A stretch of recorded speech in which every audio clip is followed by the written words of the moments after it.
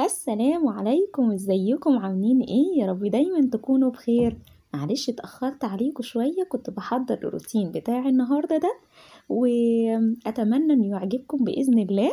النهاردة زي ما انتم شايفين جايبة كرومبة وهعملها في الروتين بتاعي. يا رب يعجبكم، ولو عجبكم يا ريت ما تنسونيش في اللايك والشير، ولو اول مرة تشوفيني تشتركي في القناة فضلا وليس الزاما، وتفعلي الجرس عشان يوصلك كل جديد. واهلا بكل المتابعين الجداد، وانا برحب بكل تعليق ان كان سلبي او ايجابي، واهلا وسهلا بيكم. وان شاء الله الفيديو يعجبكم.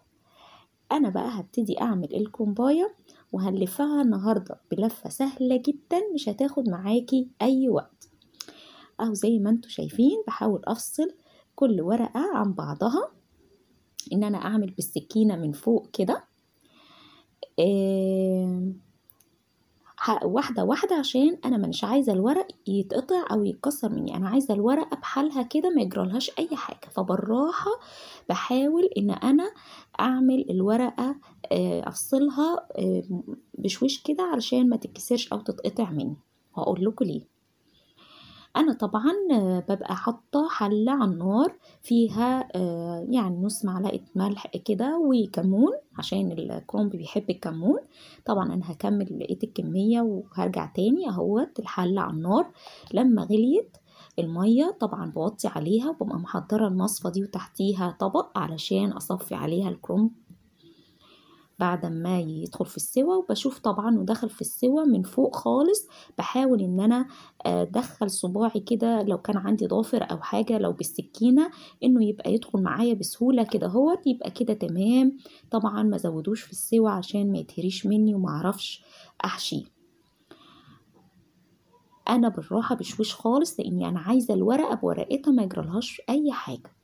انا خلاص خلصت الكمية. انا بعمله بالليل، والحمد لله ان انا عملته بالليل. انا كنت ناوية ان انا اسلق الورق واكمل تاني يوم، لكن اهوت انا عملت حبة ولسه في حبة اهوت ايه بيتصفوا. وادي الحلة بتاعتي بقى اللي هعمل فيها المحشي. انا كنت ناوية اعمل المحشي تاني يوم، اللي هي الخلطة يعني، لكن الحمد لله ما عملتش، لاني انا بعمل الاكل بدري جدا عشان اولادي يجوا يلاقوا الاكل جاهز. وانا بصحى متأخر شوية علشان طبعا عندي بيبي، فما بنامش طول الليل، فبحاول ان انا اصحى بيبقى متأخر. ببقى مجهزة اغلب الاكل من بالليل علشان اما اصحى اوضب فيه حاجات بسيطة واولادي يجوا يلاقوا الاكل جاهز. فالحمد لله اصلا ان انا عملت كل الكرنب والخلطة وحشيت من بالليل علشان مية قطعت تاني يوم. هتشوفوا معايا بقى ايه اللي هيحصل. انا حطيت البصلة زي ما انتوا لو اللي متابعيني عارفين ان انا ببشر البصل علشان اولادي ما بيحبوش البصل يبقى باين. فطبعا الكرنب بيبقى محتاج، بيبقى بيحب البصل كتير وزيت كتير. زي ما انتوا شايفين دي بصلتين يعني مش كبار قوي، فوق المتوسط شوية، وبشرتهم وحطيت زيت كتير كده وبقليهم شوية. انا ما بصفرهاش. وعملت هو ضربت طماطم وعليها بنجر. شوفوا الحمار، ضربت معاها بنجر انا مفرزاه عشان محتاجش ان انا احط صلصة. زي ما انتوا شايفين كده الورق اللي معايا بتاع الكرومبا اللي انتوا شفتوها ده خد كيلو رز، كيلو. بحدقها بقى ملح، واحط السبع بهارات وفلفل، بس ما بحطش اكتر من كده. انا الخلطة بتاعتي يعني بشوفها انها طريقة مختلفة عن اللي بشوفه على اليوتيوب. انا بعمل الرز والصلصة وكله على النار. هتشوفوا دلوقتي معايا طريقة حلوة، وانا دي الصراحة اللي متعلماها من والدتي وانا بعملها على طول. في كتير قوي ما بيعملوش الطريقة دي، بيقولوا ني في ني، يا اما بيصلصوا الصلصة ويحطوا الرز على الرز وهو ني والخلطة وكده وخلاص وبيحشوا. الصراحة انا مش بحب الطريقة دي او مش متعودة عليها. انا الطريقة دي بتريحني اكتر. وطبعا زي ما تحبوا تعملوا بالطريقة اللي تحبوها. انا حطيت الملح والبهارات والفلفل، واغطي عليها بقى اهوت يعني تشكشك كده شوية، وابتدي بقى احط الرز بتاعي زي ما انتوا شايفين كده.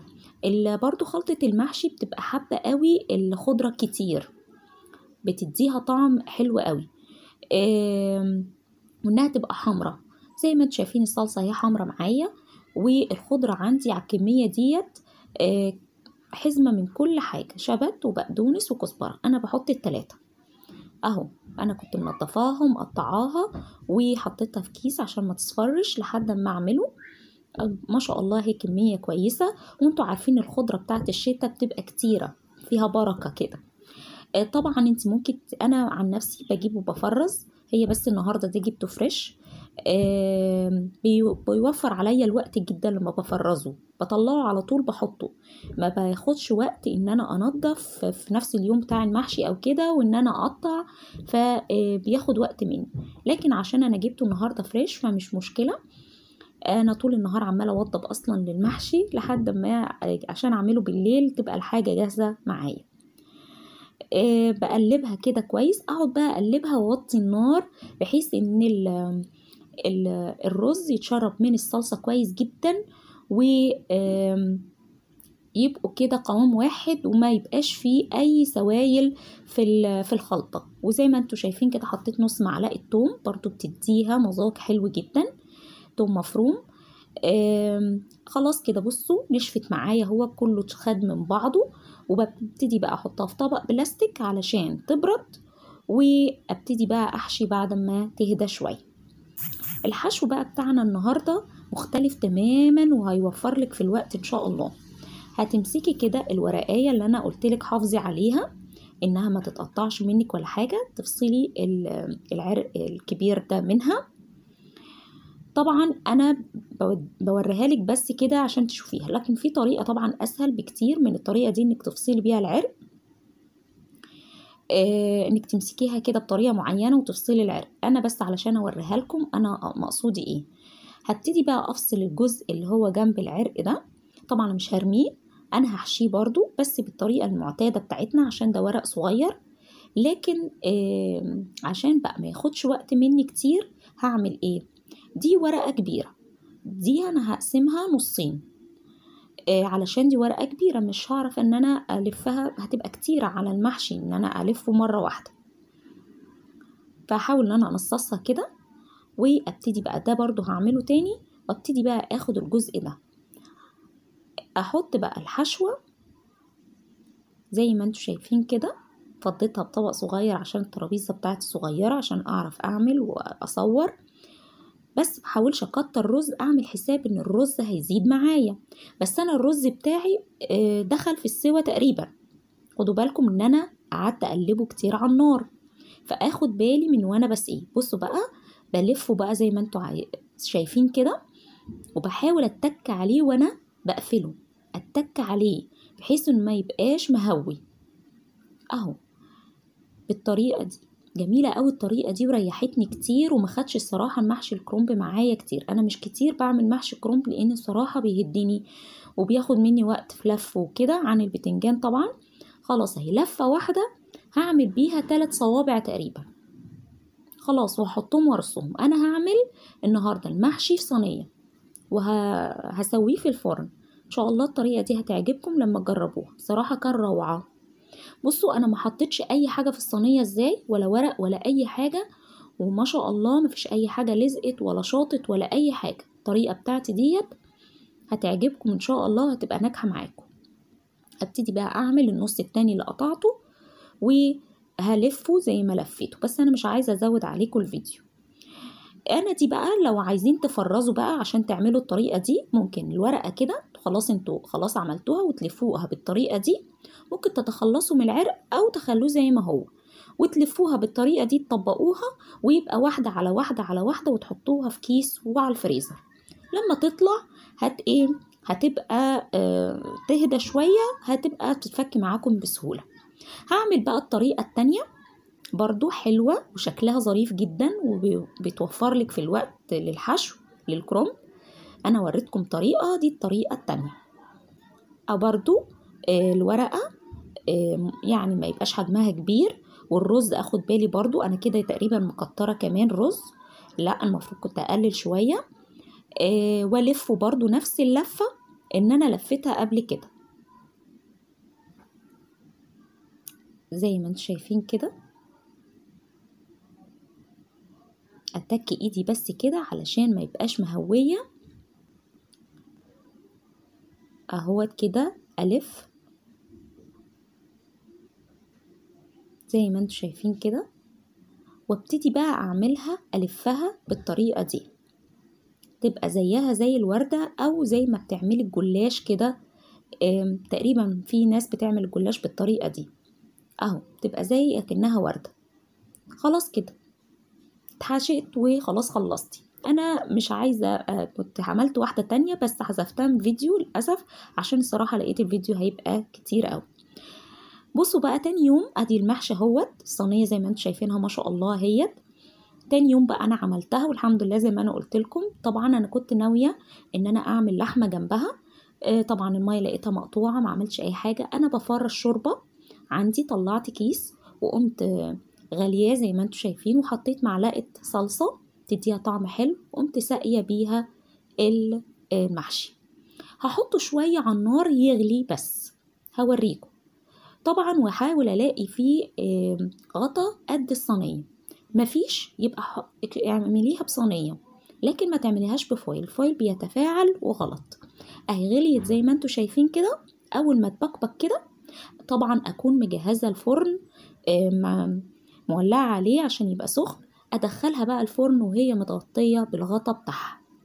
ابتدي بقى اروق بقى، خلاص انا كده خلصت المحشي طبعا، ولقيت المية مقطوعة، فحاولت كده اعمل البوتاجاز مش محتاج مية، انا بعمله كده يعني بالليفة، وخلاص بقى مسحت كده بالفوطة بتاعتي وخلاص بقى زي الفل.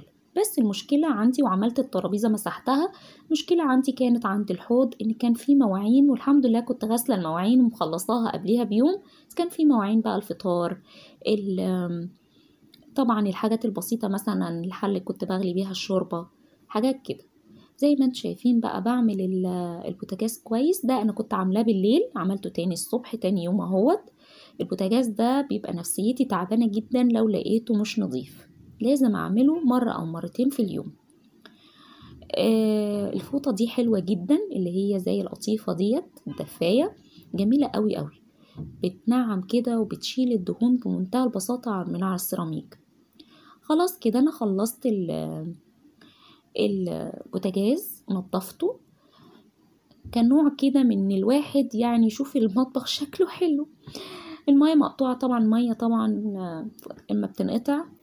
الحمد لله المحشي طلع. انا لما استوى ولعت عليه الشوايه شويه، شلت الغطا وولعت عليه الشوايه شويه. ما شاء الله ما اخدش نص ساعه، تقريبا نص ساعه في الفرن. زي الفل. هجيب لكم هم طبق وهوريكم ازاي استوى. ادي ديت محشيايه عاديه، ما شاء الله الرز مستوي والورق استوى. هجيب لكم ورده من الوردات ديت اهيت. انا حاطه كله مع بعضه عادي خالص.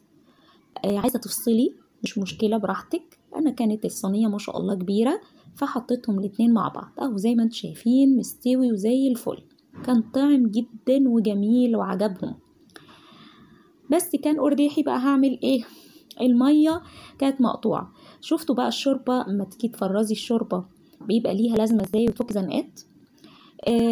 انا بقى روقت الترابيزه زي ما انتم شايفين. عايزه اقول لكم نصيحه، الطماطم صلصه الطماطم بعد ما تفتحيها تكفيها كده وتشيليها كده، مش هيجرى اي حاجه ولا هيتعفن ولا هيبقى ليها ريمه ولا اي حاجه. انا بجربها التجربه دي بقالي فتره كبيره والصراحه مرتاحه عليها جدا. اهوت انا بقى بشيل دي مواعين بالليل. الحله اللي انا عملت فيها المحشي شلتها خلاص، اتصفت وشلتها. عملت بقى الحوض ده كده بالفوطه، لكن في المواعين البسيطه دي طبعا زي ما انتم شايفين كده مش هعرف اغسلها، والرخامه عايزه تتمسح. فاستنيت بقى المواعين وجات الحمد لله الميه، بس بعديها بفتره، بس بعد ما اتغدينا والحمد لله. حاولت طبعا اقتصد من المواعين ما كترهاش. اهوت وبغسل المواعين، وبحاول بقى في طبق انا كنت عامله فيه بيض الصبح، طبق وطاسه، طبق اللي كنت بضرب فيه البيض والطاسه.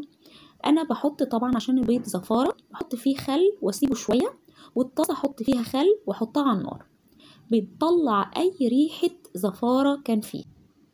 وخلاص انا هو خلصت المواعين الحمد لله، وانتهى اليوم على خير الحمد لله. يا رب الروتين يعجبكم، وما تنسوش اللايك والشير. شكرا ليكم.